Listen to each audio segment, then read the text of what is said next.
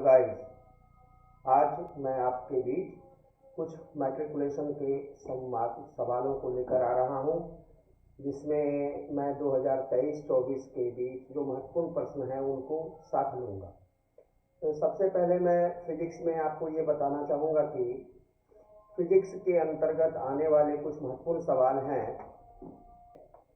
और board examination, जैसा कि आप यहाँ पर देख पा रहे हैं, ये बोर्ड एग्जामिनेशन की क्वेश्चन 2023-2024 के बीच का है, जिसमें आपको सबसे पहले मैं फिजिक्स के बारे में बात करूंगा। इस फिजिक्स के अंतर्गत मैं चाहूँगा कि आप लोगों को सबसे पहले मैं इम्पॉर्टेंट चैप्टर्स की बात करूँ। इम्पॉर्टेंट चैप्टर्स के अंतर्गत सबसे पहला चैप्टर होता है लाइट। जैसा कि आपको अच्छे से पता है, लाइट जो है वो एक बहुत ही महत्वपूर्ण सवाल होते हैं। इन महत्वपूर्ण सवाल का जो सबसे पहला चीज है वो है रिफ्रैक्शन। आप देख पा रहे हैं रिफ्रैक्शन को, यहाँ रिफ्लेक्शन जो है वो काफ़ी महत्वपूर्ण है। इसके अंतर्गत हम लोग जो है वो ये देखेंगे कि रिफ्लेक्शन कहते किसको हैं और वो किस तरह से रिफ्लेक्शन हमारे लिए बहुत इम्पोर्टेंट होता है। सबसे पहले इसमें है डायग्राम, जो मिरर पर होता है या फिर कनकेव मिरर और कन्वेक्स मिरर पर होता है। इसमें ज़्यादातर जो क्वेश्चंस आएंगे वो डायग्राम आएगा और उसमें 6 केसेस होते हैं। वो 6 केसेस जो हमारे हैं वो उनमें से किसी एक का भी सवाल को पूछा जा सकता है। ओके, तो अब ये जो है 6 सवाल के बाद हम लोग यह पाते हैं कि किसी भी डायग्राम को बनाने के बाद हमें जो है 2 या 3 मार्क्स के ये सवाल होते हैं।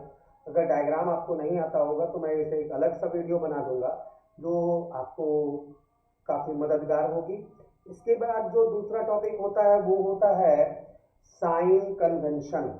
ये साइन कन्वेंशन कनकेव मिरर के ऊपर जो है वो होते हैं। कनकेव और कन्वेक्स में फोकल लेंथ की बात आती है, इसमें यू की बात आती है, इसमें भी की बात आती है।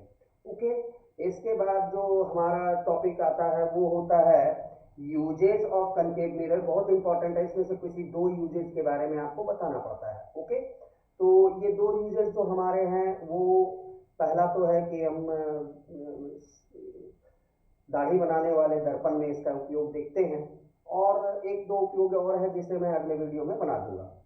इसके बाद मैं अगला टॉपिक पर बात करूंगा यूजेज ऑफ कन्वेक्स मिरर। जैसा कि हमारा इसमें एक मेन सवाल आता है, गाड़ी के साइड मिरर के रूप में हम कन्वेक्स मिरर का इस्तेमाल क्यों करते हैं, क्यों साइड मिरर में, वो इसकी प्रॉपर्टीज के बारे में बात करेंगे हम लोग। ओके, इसके बाद नंबर 10 में आता है मैग्निफिकेशन। काफ़ी इंपॉर्टेंट सवाल है मैग्निफिकेशन पर भी। इसमें हाइट और इमेज की, हाइट ऑफ ऑब्जेक्ट की बात होती है। इसके बाद सवाल आ जाता है हमारा न्यूमेरिकल्स, जो कि मिरर के फार्मूला पर बेस्ड होता है। मिरर फार्मूला पर हम ये पाते हैं कि ये 1/v + 1/u = 1/f पे कुछ सवालें आती हैं। कभी u पूछा जाता है, कभी v पूछे जाते हैं, कभी f पूछे जाते हैं।